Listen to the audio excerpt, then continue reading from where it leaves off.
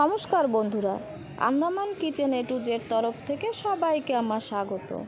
আজকে আমি বানাবো ছোলার ডাল আর লাউ পাতা দিয়ে পকোড়া। ছোলার ডাল আর চাল আমি অনেক আগে ভিজিয়ে রেখে দিয়েছিলাম।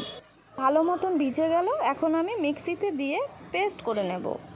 ভিজানো ডাল আর চাল দেওয়ার পরে দিয়ে দিলাম রসুন আর কাঁচা লঙ্কা। এখন ভালো করে পিষে নেব।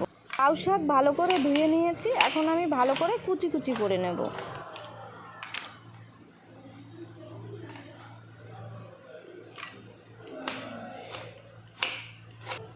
লাউ শাক কাটা হয়ে গেল, এখন আমি পেঁয়াজ কুচি কুচি করে কেটে নেব।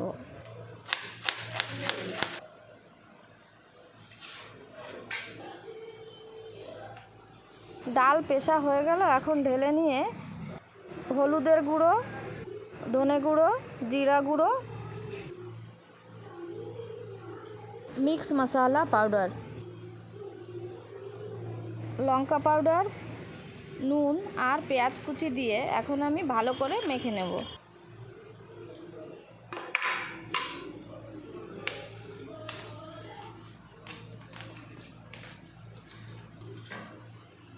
সব কিছু ভালো করে মেখে নিলাম।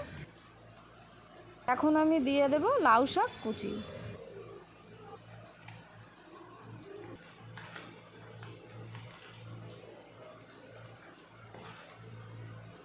সামান্য আর একটু জল লাগবে। মিশ্রণটা এইভাবেই তৈরি করতে হবে। সব কিছু ভালো মতন মেখে নিয়েছি। সের উপরে কড়াই আমি বসিয়ে দিয়েছি। কড়াই গরম হয়ে গেল, দিয়ে দেব সাদা তেল। তেল ভালো করে গরম করে নিতে হবে। তেল আমার গরম হয়ে গেল, আমি এখন পকোড়াগুলো ভেজে নেব।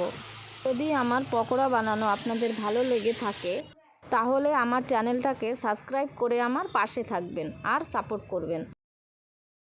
এখন পকোড়াগুলোকে আমি পাল্টি করে দেব।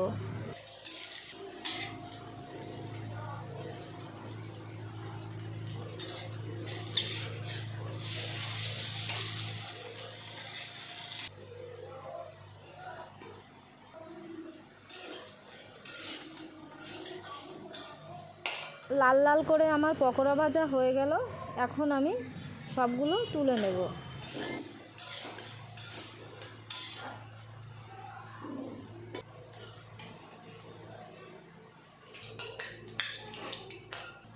এইভাবে সব পকোড়াগুলো আমি এখন ভেজে নেব।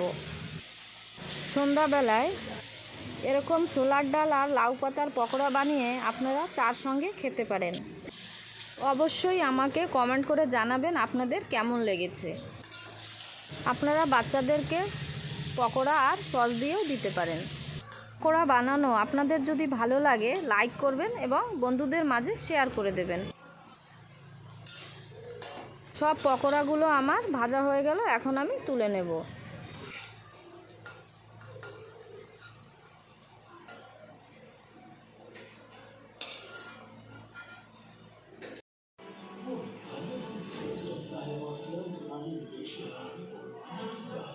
আপনারা ভালো থাকবেন, সুস্থ থাকবেন। আমি আবারও ফিরে আসব নতুন নতুন রান্নার ভিডিওর সাথে।